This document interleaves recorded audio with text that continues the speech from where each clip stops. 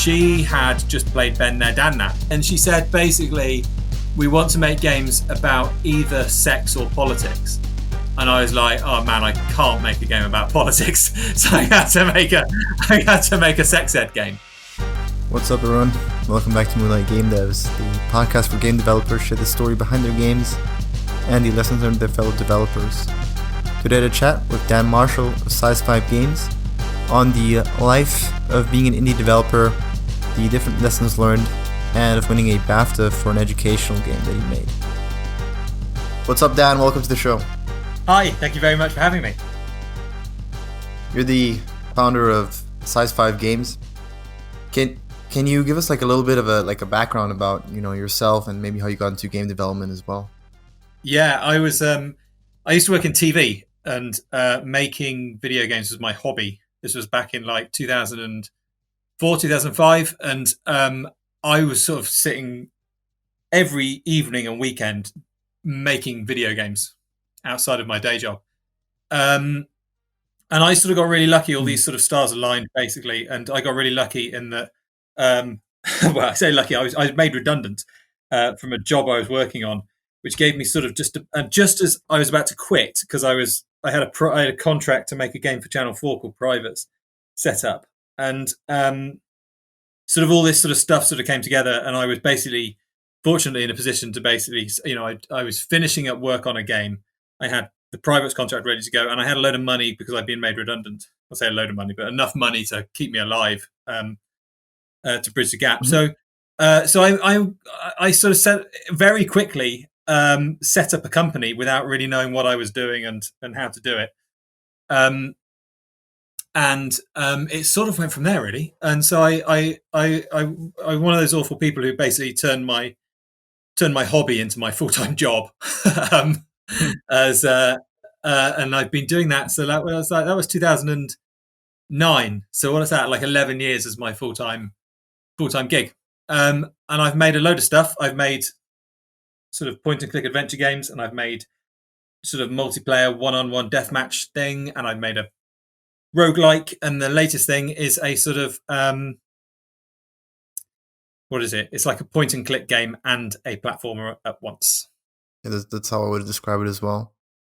So yeah, like I'd love to just know that those kind of early days when you were still kind of having your gaming on the side, like your game development, did you teach yourself everything kind of from scratch? Like, did you have no background at all in, for example, programming or art? Yeah, no, I got no background in anything of use. My degree is in French, actually. I have not used it once in my one time when I was working in TV, I had to ring up someone in France, and I made an absolute hash of it because I had I had like a dozen people around me just listening into the phone call, and I couldn't. I'm not the sort of person who can cope with the pressure of a phone call in the first place, let alone with a phone call in a foreign language, let alone with like a dozen people hanging on my every word to see how bad my French was. So yeah, no, I was entirely self-taught. When I was a kid, I used to make games in Click and Play and Games Factory. So that's where my love of things really came from. And then I decided to learn to code. I decided I liked it so much I was going to learn to program, and wound up using Allegro, which was like a precursor to XNA. Mm-hmm. So that was probably about 15 years ago. And I bought this book that was like how to make video games, and I basically just went through that and slowly picked up how to code in C. I think that was. So yeah, and then off the back of that, I then made some stuff using some different tools, like using Adventure Game Studio, teaching myself like a bit of C++ for that, and eventually, and then I moved on to XNA, which I worked with for a little bit, which taught me a lot of. I think XNA was C#. I can't remember. Yeah, I think XNA. Yeah, it is. So and then eventually, I was making the first version of the Swindle in XNA, and this was when Windows 8 was coming out, and I'd heard that XNA wasn't going to work on Windows 8. So I went up to I was at Develop conference, and there was a rep from Microsoft there, and I said to him, "Will my XNA game run on Windows 8?" And he said, "No, like absolutely not. It will not run." So I then very quickly had to make a decision to either drop making video games or very quickly jump ship and try and make something in Unity instead. And I knew nothing about Unity. And in those days, I was kind of like hesitant to use Unity. I didn't really realize how big of a useful tool it had become.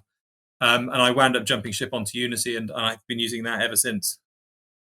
Right, awesome. That man was wrong, by the way. the XNA, I think that was wrong. Yeah, that guy, he was wrong. It does work fine, but it was one of those things where I just fortunate mistake, basically. Yeah, I mean, the XNA is great, but then Unity is like a bit more versatile tool for sure. I loved XNA, but I don't think I would have released a game made in it. I think it would have taken me too long because everything was kind of from scratch, and I was trying to build something. I think I'd bitten off something a lot more than I could chew. So I think I was trying to make like a steampunk burglary game, and I think that was too much to be making at that time. But it wound up being great to move over to Unity, where a lot more stuff is sort of handled for you. I mean, you eventually made like The Swindle. Is that kind of that old game kind of inspiring the new game? Because it sounds kind of similar the way you just described it. Yeah, well, the Swindle went through a load of iterations. Like the very first idea for it was way back in my click and play days, where I made a game. Mm-hmm. It was like it actually looked quite a lot like Gunpoint. If you remember Tom Francis's game Gunpoint, actually like a guy in a grey coat breaking into buildings, and it looked a lot like that. And then I decided it was one of those ideas that just stuck with me. The idea of breaking into buildings and coming out again, which was an oddity, I would say, back 15 years ago, or however long ago it was.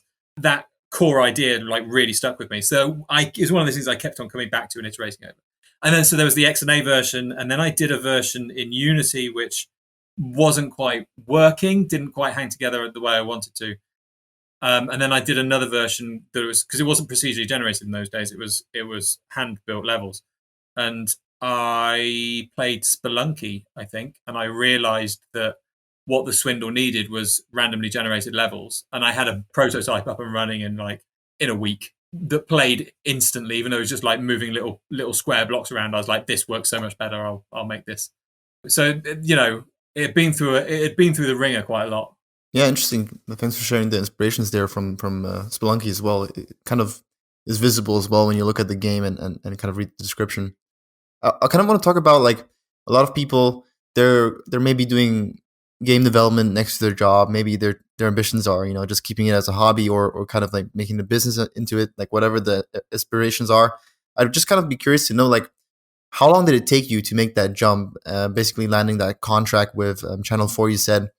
How long was that period of you just having game development as kind of like a side thing for you and eventually making it your full-time business?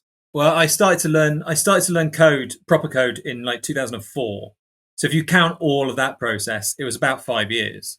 But I knew no code. So it wasn't even on the cards to make games. And you have to remember, like in 2006, when I released my first game, people sort of balked at the idea of buying a game that didn't come on a disc. Like the idea of downloading a game was utterly alien. Yeah. Right. People wanted a box. They wanted something to put on their shelf.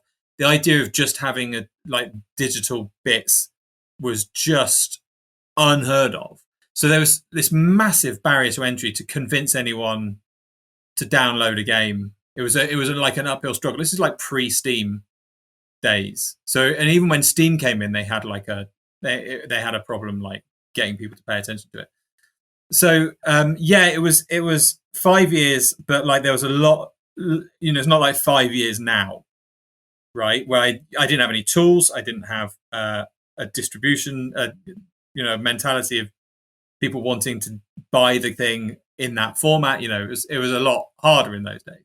But it was a lot easier once I got going because there weren't as many people actually doing it. So when Time Gentlemen Please went on Steam, there were no games on Steam. Like looking back, it did incredibly well on it just because it was it was a closed marketplace. It was sealed off. The games that were on Steam had a kind of a prestige about them. It's like, oh, this must be a game worth playing because it's on Steam. Right, someone from Valve has looked at this and decided it's worth your attention. So like the whole setup now is just entirely different to how it was when I started doing. So I'm not entirely sure, like my advice in that sense is really of any use. Like of my hobby days to going full time would be completely different now. Yeah. Like one thing you mentioned there also was like you got the contract with Channel 4. Did they kind of reach out to you? Like how did they even notice you, and what was the kind of things that got you to collaborate in that way? Well, Channel 4 basically in the UK is a publicly funded broadcaster, right? If you want to be able to broadcast on television as one of the main channels, you needed to. I don't know if it's still true, but you had to devote a certain portion of your budget to educational projects, right? So so as a, in order to have that license to broadcast, and basically, I think what happened was that Channel 4 had realised that all their educational content typically went out like 9, 10 o'clock in the morning, like everyone else's does, when all the kids are at school, and so no one was really watching them or engaging with them. And they decided to put that money into making video games instead. Like, what can we do in educational video games? And Alice Taylor, who was head of, I don't know, something at Channel 4, head of games or whatever at Channel 4, she had just played Ben There, Dan That, and contacted me to say, would you be interested in having some money to make a video game? And I said, yes, please. And then we met, and she said, basically, we want to make games about either sex or politics. And I was like, oh man, I can't make a game about politics. So I had to make a sex ed game. And then it was one of those things where I was like, because I didn't have, there was an implication there. I had nothing, right? I didn't have a company. I wasn't able to make games, quickly and efficiently. In that sense, I felt like I was like faking it, basically. And I was like, well, this isn't really a problem because I don't really have a pitch for a game. I don't really have a very good game idea to pitch her. So like, this probably isn't going to happen. And then this game idea came to me, and I wrote it up and I sent it to them, and they were like, brilliant. Yes, let's do it. At which point I very quickly had to like register a company and find some people to help me make it, and do all the bits and pieces about running a company and all that sort of thing. So it was a very weird time because it was a thing that Channel 4 hadn't done before, and I was just like massively inexperienced. I didn't know what I was doing. I had a full-time job at the time, right? So like I was trying to do all this stuff like on the sly. It was very, very weird. Yeah, there's a lot of interesting things I want to kind of talk about there because, I believe you even you won a BAFTA for that game, right? Is that Yeah, won a BAFTA. Yeah, incredible, man! Congrats. Thanks. It was very strange because I always felt like, because it was a sex ed game about tiny soldiers going into people's like vaginas and bumholes and willies and stuff and clearing them of sexual infection. It was like a Gears of War pastiche sort of thing, and I always felt like at some point a grown-up was going to come in and tell us to stop, because I was like, surely this is filth. And we marketed it as filth, even though it had educational content. We were like kind of wry about suggesting that it was for a more mature audience than it actually was. So it was like, it was written for like 13-year-old boys, and we sort of pretended like it was like a bit, ruder than that, And so we got to this really weird. So it was actually like, it was in the kids section of the BAFTAs. So we had this really weird situation where like I'd been told it wasn't going to win. So we went anyway because it was like a free night out. And we were sitting there, when they do that thing where they go and the nominations are, right? Yeah. And then we were in that bit of ours, and they were like, I was like, what are they going to put up for privates? Because like everything else in our category was like, it was kids content. So it was all like, the entire night was like cartoons and preschool entertainment and things that were like, like, oh no, Johnny, I've lost my favorite red ball sort of content. And there was privates waiting to come up, which was just like, the trailer alone was just full of spunk and filth and, and AIDS and all this sort of thing. So like, it was a very weird time, and then to win it when I'd categorically been told we weren't going to win it because it was too risque, and then to be in with like a load of other people who were putting together very different sort of content. was extremely odd. Yeah. Oh, congrats on winning anyway. Thank And you.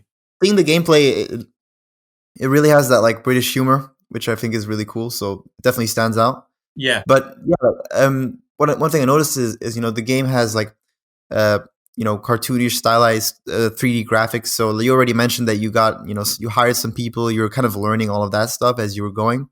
Because I'm assuming you weren't really a 3D artist. Is that fair to assume? No. I hired people who were like, I was working with people like who were much smarter than I am to do all that sort of stuff. But like, so Chris and Andrew, Chris and Andy were like the coder and the artist on it, and so my job very much became like about ticking boxes and doing meetings. I was like putting the level together, writing the script, and then meeting with lawyers and meetings with what's the word, crisis management, about, because there was a Daily Mail article about to come up about how we were peddling filth to teenagers or to children and all that sort of stuff. So there was entire weeks where my days were just like emailing people about like documents and things like that and ticking boxes. But I felt like a little bit like I'd gone into this and I wasn't making games anymore, right? I was producing games, but not actually getting to do the bit where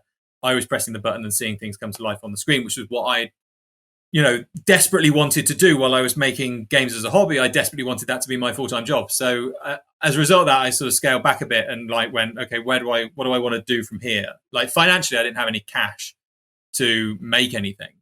So I sort of scaled back and sort of bunkered down and started putting together stuff like very, very quickly on my own, or, not very quickly, very slowly on my own, but like just about enough that the next thing that came out was Gun Monkeys, which had been made really quickly. Like, I don't know, like I'm going to say a year, but maybe slightly less. But very quickly put out because I didn't have any money and I needed to make something that was going to sell and bring in some more cash to make the swindle. So that's Gun Monkeys came out then and did quite well, actually, given what a nightmare it was making a multiplayer game. I would never make a multiplayer game ever again. And the trouble with Gun Monkeys or making multiplayer games is that I specifically designed Gun Monkeys to be like a one-on-one deathmatch thing, so that you didn't need to have full servers, right? The idea was that it was a serverless game. You'd go to someone and say, hey, do you want a game of Gun Monkeys? And they say yes, and you'd play. But that didn't fix the problem that people wanted to go online at like 3:00 in the morning and have a game of Gun Monkeys when obviously the servers were all empty. So it had the trouble with Gun Monkeys had this like self-fulfilling prophecy where people said the servers were empty, so the servers were empty. So people said the servers were empty, so the servers were empty, and it just sort of spiraled downwards. So it was just like keeping that alive was just a nightmare. But yeah, it was Gun Monkeys that came after Privates. I think for a lot of indie developers, it's out of the scope of really being able to build like a multiplayer game where, like you said, it's kind of like the chicken and egg problem. You need players or active players to get inactive players to start playing the game, and how do you even get that rolling without a huge marketing campaign or just someone to drive traffic? The thing about Gun Monkeys as well was like it came out about the same time as Titanfall, and like Titanfall had Microsoft's budget behind them. And I remember at the same time that I was struggling to get people to play Gun Monkeys, like Titanfall was shutting down entire game modes because they couldn't get enough people on the servers for people to be able to get a game at 3:00 in the morning, right? So that made me feel a lot better. That it's like, well, if I can't do it on my budget of 0 and they can't do it on their budget of like millions, I don't feel quite so bad about about it. I had this really good idea with Gun Monkeys whereby which would have worked, should have worked, but basically if you were sitting on the server for long enough, like if you sat on the server for 5 minutes and no one came in to play a game against, it would generate a Steam key for you to give to a friend so that you could play someone, you could just go and organize it. Which was like, I thought it was like quite a clever idea. And it did work for a long time, but basically the server, the waiting room just filled up with people wanting to get a free Steam key so they could play, right? So basically the server room was just full of people going, like get out. I'm trying to just get a free key. And so like, if it weren't for those greedy people, that would have been like a perfect solution. But there you go. It's It's interesting, like a potential business idea for some kind of service that offers that to small developers trying to get like the temporary key or something like that lets you play online with your friend or whatever. It's a very interesting idea. I really like the idea. That's very. I just wouldn't touch multiplayer with a barge pole. I think it's a level above. Like it's hard enough to make an indie game in 2020 that sells enough to like fund the next one. Yep. Without adding that stress of, first of all, multiplayer development is by definition like at least twice as hard because it's two computers, right? And also, it's just that extra barrier to entry to people, to play it.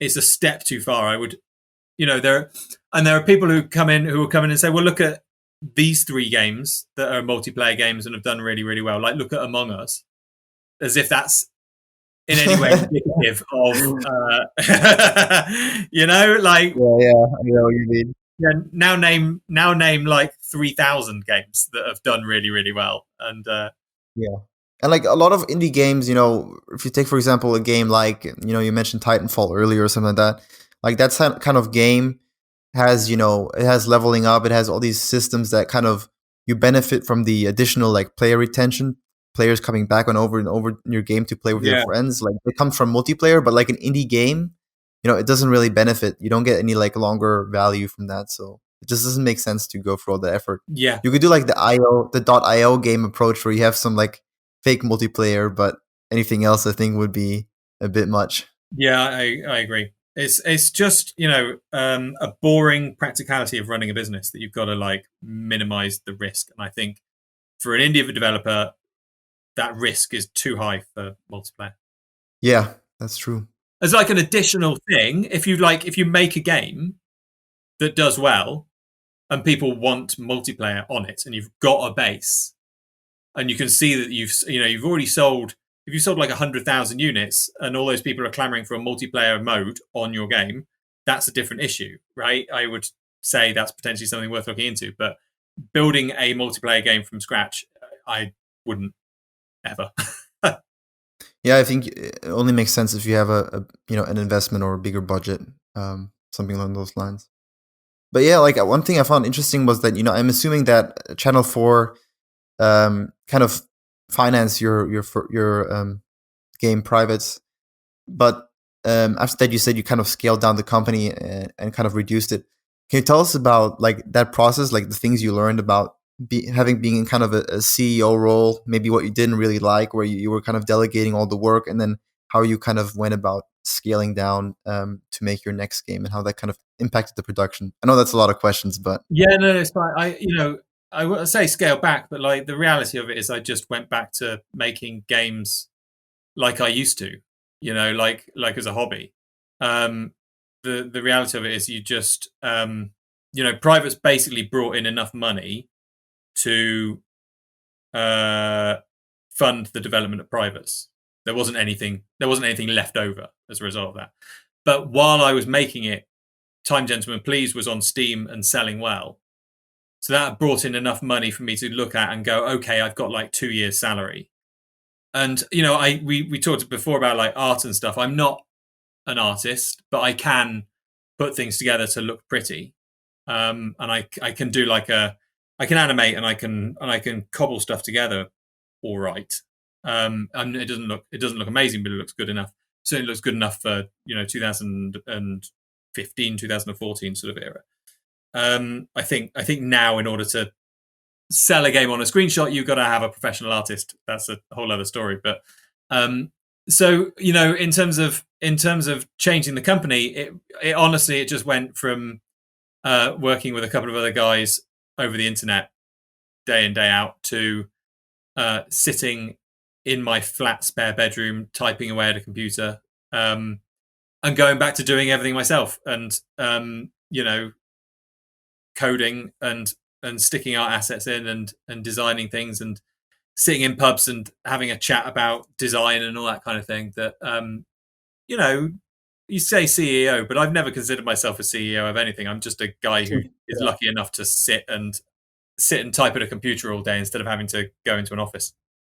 Yeah, makes perfect sense. Like for many people, the dream. Yeah. Is there, over time, did you kind of develop more of your like practical skills? Because it seems like what you were enjoying and doing the most in terms of your art, your coding. Has something kind of changed in your workflow over those years since you started like long while ago, just doing it kind of part time? Yeah, I don't know. You don't really notice these things changing because they're quite, you're sort of iterating on things rather than. I haven't got time to sit and develop a skill, right? I haven't got time to go and Mhm. go. I tell you, I'm going to go and learn 3D programming for a bit, and 3D art, making 3D models for a bit, and see how that goes. But I've definitely I've learned how to animate in 2D, and my programming's got better.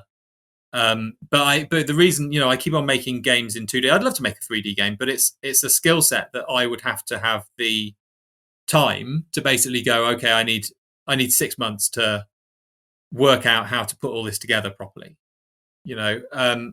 In between projects, what I wind up doing is while I'm feeling my way around for the next project, I wind up making a load of stuff that doesn't work, or works as a program, doesn't work like as an enjoyable video game.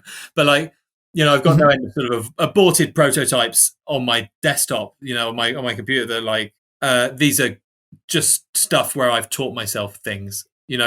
Sometimes you spend there was a Swindle sequel that is sitting on my desktop somewhere that I wound up putting, I don't know, 4 months into. And it's not like you can't consider that 4 months of wasted time because I've taught myself a load of skills about procedurally generating buildings that I can then reuse in another project. But it's not like I've made a sudden massive step into learning a new skill or learning a new practical set of abilities. It's all just it's just building on the stuff that you've got. I'm still not a very good programmer. I'm not, I don't consider myself competent at programming. I'm just a guy who loves sitting here and doing what I'm doing. Yeah. Like I want to talk about that, like that idea, I guess, validation process as well, or like creating prototypes, seeing what works. When is like, how do you kind of as a solo developer, decide to sort of kill a game, especially because when you're working on your own or in like a 2-man team or something, it's hard to really get bounce your ideas off other people. Some people use publishers for that do like tests with target groups, but how do you guys go about, or how do you go about deciding when is a game working or not, and when do you really invest that a year or more that it takes to create like a full premium game for Steam? Yeah, I don't really know. There's it's not like there's a spreadsheet to fill in and then at the end it says you should not make this game. By all rights, I probably should have cancelled Lair of the Clockwork God quite early on. I should have Okay. realized that maybe wasn't the market for it that it needed to justify the amount of time we'd spent on it. But by that point, Ben and I basically, it needed making. It needed to get out of my brain and onto a computer because Ben and I had basically spent 10 years talking about it in pubs. So there was we were well past the point of no return from a development point of view because we just spent so long in pubs talking about puzzle ideas and sort of stupid plot lines and that sort of stuff. So that arguably isn't the best example. There's stuff where you're putting it together and you just think, do you know what it is? I tell you what the answer is. The answer is that these things take so long to make. You've got to have fun doing it. You've got to be enjoying the process of adding new content to that game and fixing the bugs and all that sort of stuff. It's got to be a game that you personally want to play. And I think when you're prototyping and when you're throwing ideas around, there's a sort of a darkness to your heart that creeps in when you don't really want to spend the next 3 years of your life making this. Right? You might be 2 months into development on something and you just go, I don't really want to devote any more time to this because, well, certainly, to devote 3 years, 2 years of my life to making this, because it's not thrilling me in that way. I'm not getting like a sense of passionate excitement out of making it.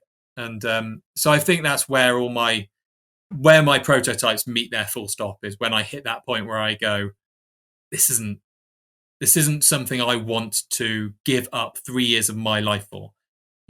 I mean, how old am I now? I'm like 40. So let's say best case scenario, I've got like 10 more games in me. If they all take 32 to 3 years to make, that's 20, 30 years, right? Do I want this to be one of them? Do I want this to be one of the 10 games that I've got left, if I'm lucky enough to keep going until I'm 70 years old? And the answer is quite often, no, this isn't it. Find something better. Yeah, that makes sense. Like, kind of making sure that even after working on it for a long time, which for a lot of people, like after a few months, they already get tired of the project. So Yeah. And can you tell us like a little bit about how you kind of figured out that you and Ben would be able to like work together? Like, how did you really kind of mesh and know that he was like the right person to get into business with? If that kind of makes sense. Ben and I met at high school, very, very young. So I guess we were like 13 or so when we met. And we have always been best friends. That's where that relationship comes from. So it's not really a business relationship. It's a sitting in a pub, laughing sort of relationship. But we're quite different people, but we're quite similarly humoured. And we've always had a good time. Like, basically, Ben and I used to, how people pass notes to each other in the back of class? Yeah. Ben and I used to pass comics to each other. So like, I'd draw a square and then he'd draw a square and then I'd draw a square and then he'd draw a square. And we had good fun, like writing each other into corners and then the other person had to get them out of them. As we had always filthy, like 16-year-old trash comic books. And then eventually, we went off to university and then came back, and we were both living in London, working in television together. So we were sharing a flat, and still making comics as like a sort of, we had a comic on the table, on the kitchen table that we would add to, and the other person would take over. And then we wound up deciding to make.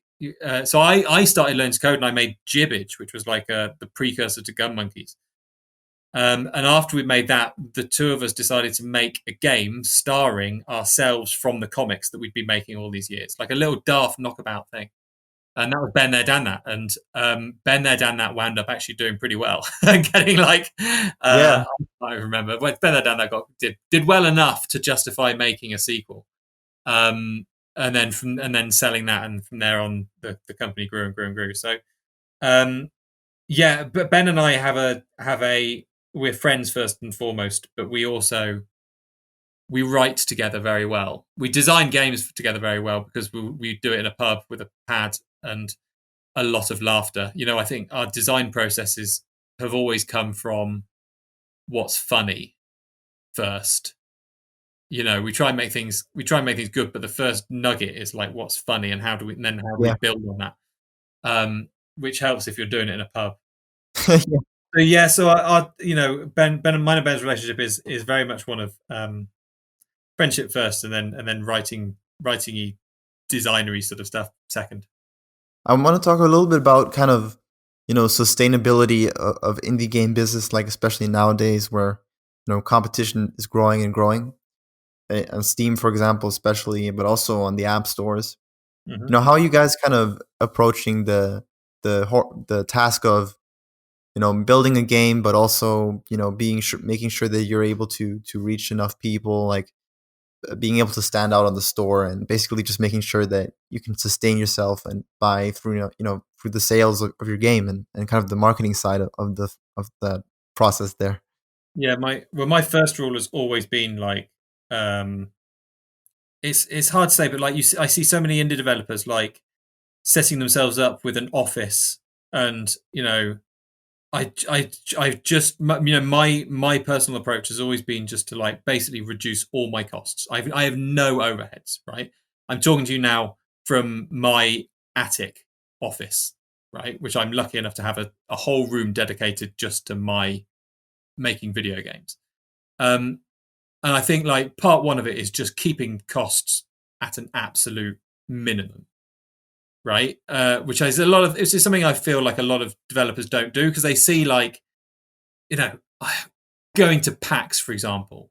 Those like big fucking banners they have with their game on, and they cost like hundreds and hundreds of pounds. It costs like $2,000 to go to America with a computer and showcase your game to, let's say, 300 people, or like 5 over the course of a weekend. How many people are going to sit and play your indie game? Probably like 300 to 500 people. Where you could get 100,000 times that by putting a demo up on itch and it doing well, right? So like it's about like, people go like flying to GDC to sit and have a jolly, right? I'd never do that, because it's just like, that's going to cost me $3,000 for like an airplane ticket and a hotel, or whatever it's going to cost. It's going to cost a lot of money. I could spend that $3,000 on an artist and have better art for better screenshots that will sell more copies of the game. So the first thing is that. I think Clockwork God again is a very odd case, because that game came from a place that, like, it needed to be made by me as an artist rather than me as a business guy. But like, me as a business guy is looking at the next game and thinking, okay, I could kind of do something that brings in a bit more money than Clockwork God did. Because Clockwork God is great, but its core selling points are that it's very funny and it has very good puzzles. And neither of those things are something that you can make a GIF out of, if that makes sense. Like, you can't. It doesn't look good on social. It doesn't make people go, "What's that game?" on social media, because like, it's like got pastiche pixel art and it's funny. So it's not got that immediately attention grabbing, viral potential or anything. So, the next game I'm very much looking at, like, okay, what's something that people haven't played before? How can we make it look like something that they've never played before? How do we get it looking like they want to share? When they see a GIF of it in action, it makes people stop in their tracks and go, "What's that?" And I think like that's because I've been doing this for 10 years, but like, I'm not in any better position than quite a lot of other indie developers, and I'm still scrabbling around for clicks. Right, I'm still like the company has been consistently putting out like 8 out of 10 games for the last, whatever it is, like 15 years or 10 years, and like you say, got a BAFTA, but in terms of press and marketing, that doesn't get me anything very much. All right, maybe calling in a few favors with people I know, but I'm not in any better position than quite a lot of indie developers. It's just like about banging that drum and shouting as loud as you can. And, I have this technique which has sort of worked throughout my career, which is, I call it snowballing, which is pretty obvious. But like, if you go to Kotaku and send them an email saying, "Hello, here's my game," your email is one of like 1,000 emails they've got that day saying, "Hello, here's my game. Can you cover it, please?" But if you start with much smaller sites and snowball it, so like a smaller site will pay attention. If you contact a smaller site and say, "Hello, here's my game," they'll cover it. And if they play it and they say this is really good, and then you can go back to a slightly bigger site saying, "Look, they've played it. They say it's really good. Yeah. Will you have a go?" And then they will. And so like, instead of just going straight to Kotaku, you build up and up and up and up and up and up.